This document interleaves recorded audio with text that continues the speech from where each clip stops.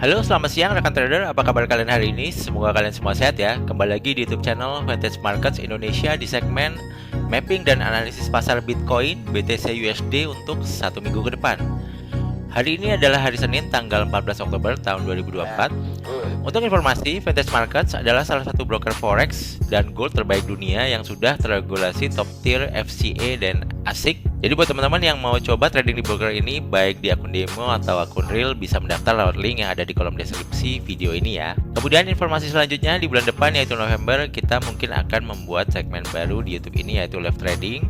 Di segmen ini nanti kita akan bisa analisa dan trading bareng-bareng ya. Jadi agar teman-teman tidak ketinggalan informasi mengenai segmen live trading ini, jangan lupa untuk subscribe channel ini dan nyalakan lonceng notifikasinya ya.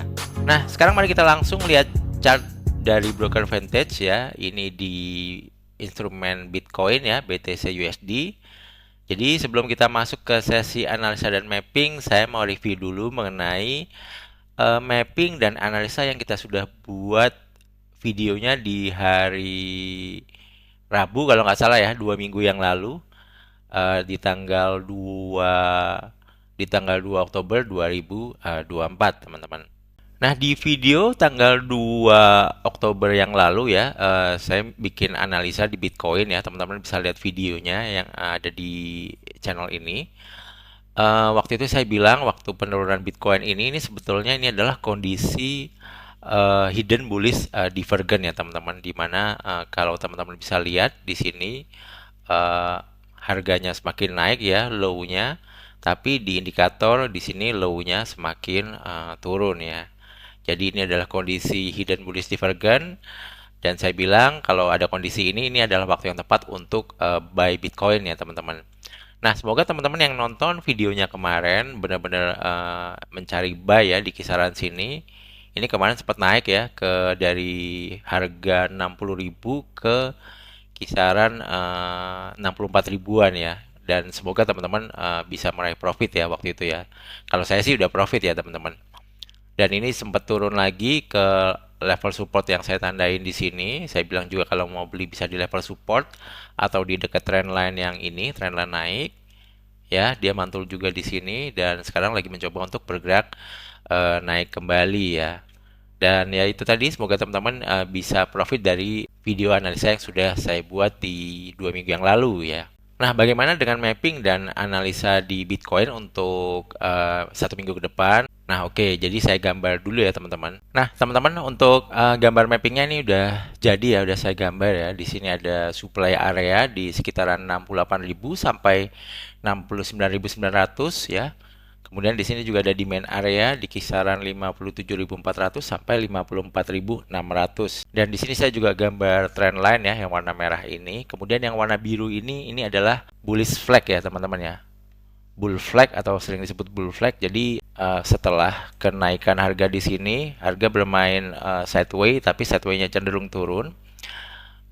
Bisa kita lihat dari gambar dua trend line warna biru ini. Nah, biasanya kalau ada bull flag seperti ini, ketika nanti harga Bitcoin bisa break dan bermain di atas upper trend line ya, ini kemungkinan besar Bitcoin akan naik lebih jauh lagi ya teman-teman. Dan untuk target halving kali ini, targetnya Bitcoin bisa naik sampai 100.000 dolar kalau menurut analisis saya ya.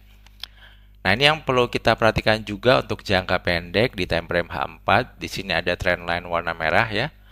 Nah, ini akan menjadi rintangan ya, teman-teman ya. Entah kita lihat nanti efeknya apakah dia bisa break ini dan ke atas menuju supply area, atau di trendline ini dia malah akan memantul turun dan masih sideways di dalam area merah ini ya, teman-teman. Kalau kita lihat dari time frame H4 ya di sini, kalau saya melihat kecenderungan arah ini mulai naik lagi ya. Karena dia membentuk low di sini, membentuk high di sini dan low di sini, dan ini high-nya di break ya. Jadi harga di time frame H4 sudah membentuk gelombang naik dan arahnya mencoba untuk naik ya.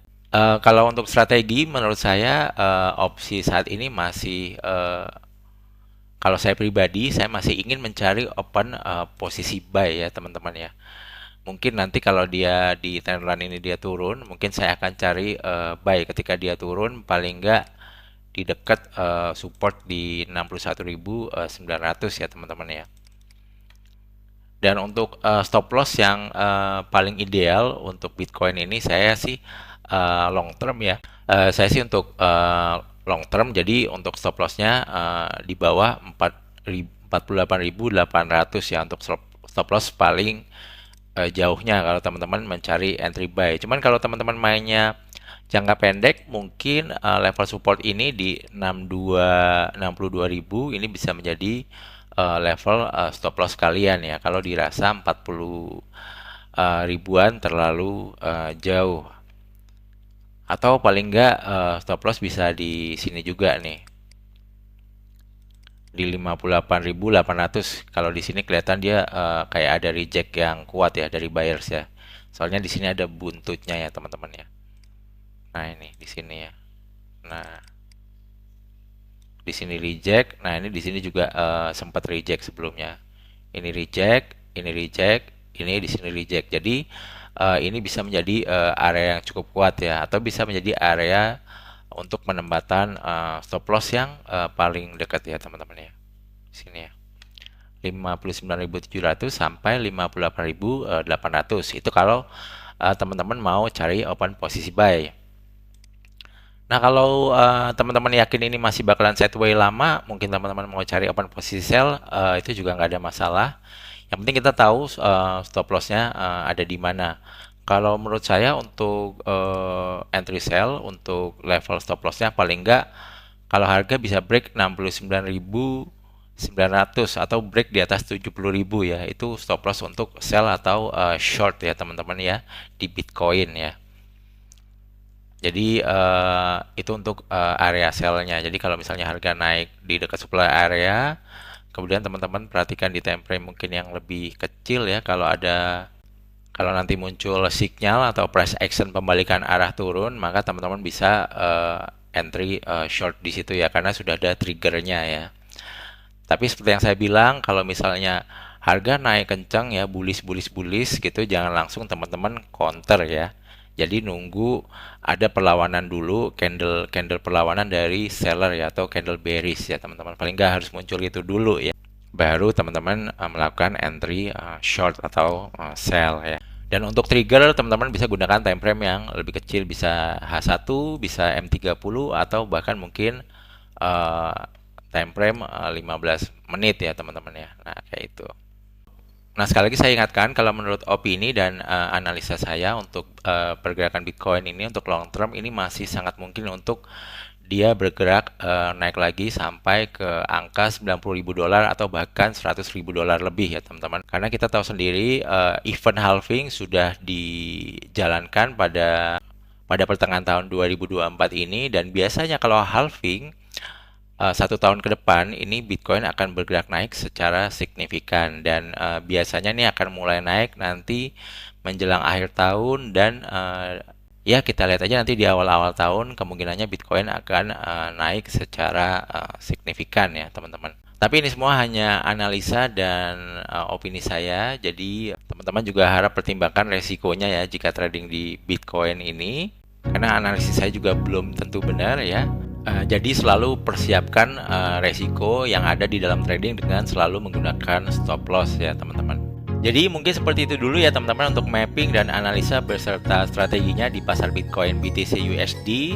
Sekali lagi saya infokan, jika teman-teman ingin video segmen mapping dan analisis Bitcoin ada di hari selain hari Senin, bisa minta klik tombol like-nya ya untuk video ini. Yang terakhir, semoga bermanfaat, semoga profit teman-teman. Jangan lupa untuk subscribe juga dan share video ini ke teman-teman yang lain. Terima kasih sudah menonton, sampai jumpa di video yang lain ya. See you, bye guys, thank you.